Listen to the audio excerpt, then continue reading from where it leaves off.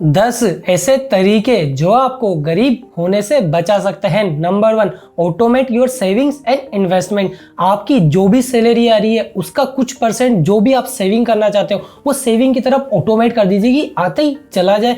जो भी मंथली आप इन्वेस्टमेंट करना चाहते हो सैलरी आते ही ऑटोमेटिक इन्वेस्टमेंट में चला जाए। आपको ये ज़्यादा दिक्कत नहीं होनी चाहिए। तो आपको हमेशा अपने मनी को ऑटोमेट करना है, सेविंग में, इन्वेस्टमेंट में और नीड्स में।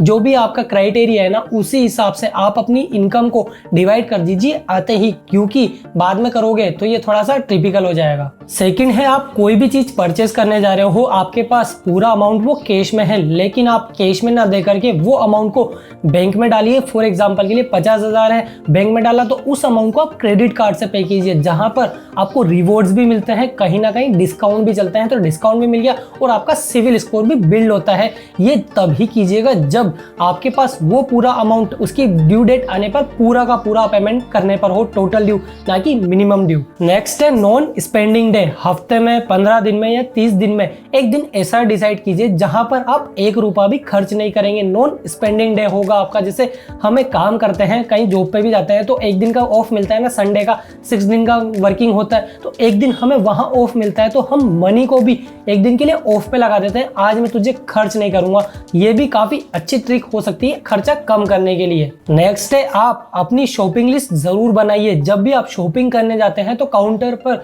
आपको ऑफर दिए जाते हैं, ये भी ले लो, इसके साथ ये फ्री मिल रहा है, तो आपका खर्चा बढ़ जाता है। आपने नोटिस जरूर किया होगा कि इसको लेने गए तो वो भी मैंने परचेस कर लिया। ऐसा नहीं होना चाहिए। आपको हमेशा शॉपिंग लिस्ट जरूर बनानी चाहिए, क्योंकि वो तो बेचने के लिए बैठे हैं, आपका पैसा निकालने के लिए बैठे हैं, लेकिन आपको अपनी जेब से पैसा निकाल के उन्हें देना है या नहीं देना ये आपके ऊपर डिपेंड करता है। तो आप जब भी शॉपिंग करने जाओ उसकी लिस्ट जरूर बनाओ और नेक्स्ट टाइम जब भी बड़ा परचेस कर रहे हो, जैसे 50,000, 1 लाख या कोई भी चीज परचेस कर रहे हो ना, तो ये देखिए कि क्या उसकी एक्चुअल में हमें रिक्वायरमेंट है या नहीं है। अगर रिक्वायरमेंट है तो उसे जरूर लीजिए। ये कैसे पता चलेगा कि यार उसकी जरूरत में हमें एक्चुअल में भी है या फिर नहीं है। तो आपको ये रूल जरूर फॉलो करना है, वो है 1 महीने का रूल। उसमें क्या होगा कि आप 1 महीने तक वेट कीजिए। जैसे फॉर एग्जांपल मुझे कार लेनी है, बाइक लेनी है, 1 महीने तक मैं वेट करूंगा कि उसके बिना मेरा काम चल पाता है या नहीं चल पाता। नहीं, मुझे बहुत सारी दिक्कतें आ रही है तो मैं 1 महीने बाद उसको परचेस कर लूंगा डायरेक्ट, बिना सोचे समझे। तो आपको भी यही रूल फॉलो करना है,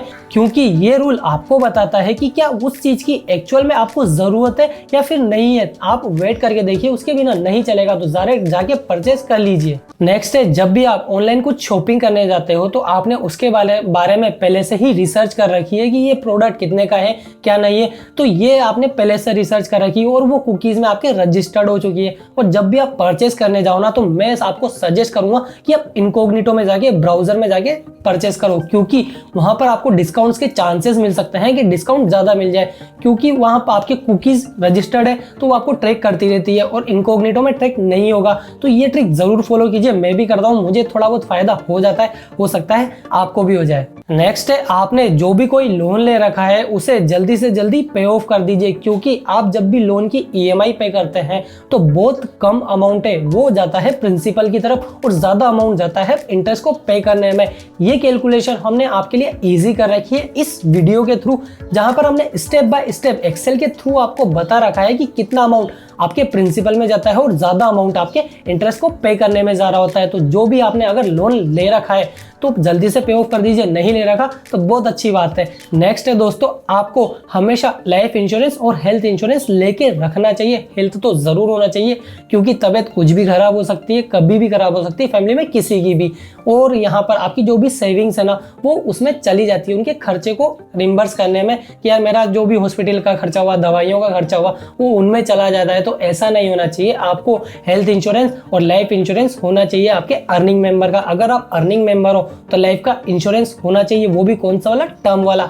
अगर आपको कुछ हाल फिलहाल में हो जाता है तो आपकी फैमिली को इतना कवर तो मिल जाएगा ताकि वो आपके पीछे से सर्वाइव कर पाए इस मतलब पैसे वाली दुनिया में, क्योंकि जहाँ पैसे के बिना कोई महत्व नहीं है किसी का, कोई पैसे के लिए किसी की वैल्यू नहीं करता। तो इसी वजह से थोड़ा हम टॉपिक से दूर सा चले गए थे, तो ये आपको जरूर ध्यान रखना है। नेक्स्ट है, अपने फाइनेंस का बजट जरूर बनाइए। जो भी आपकी इनकम आ रही है, जैसे फॉर एग्जांपल 1 लाख रुपए की आ रही है, तो उसे डिवाइड कीजिए 50-30-20 वाले रूल में। 50 आपका जाना चाहिए नीड्स की तरफ, जहां पर रोजमर्रा की चीजें हैं, खाना पड़ता है, नए कपड़े पहनने पड़ते हैं, रोजमर्रा की चीजें, गाड़ी में पेट्रोल, ये सारी चीजें आपकी नीड्स है, तो ये उसमें जाना चाहिए 50%। और 30% जाना चाहिए आपके वांट्स में। आपने कोई भी चीज चाहते हो कि मुझे फोन लेना है, लैपटॉप लेना है, गाड़ी लेनी है, बाइक लेनी है, अलग अलग चीजें लेनी है, फोन लेना है 50,000 का, तो आप ये नहीं है कि एक बार में जाके सैलरी आई 50,000 रुपये उसमें लगा दिए, नहीं, आप सेविंग कीजिए जो भी वांट्स में है, 5-5 हज़ार रुपये करके 10 महीने तक, जो भी आपकी वांट्स का परसेंटेज आ जाए, जितना अमाउंट आता है ना उतना सेविंग कीजिए।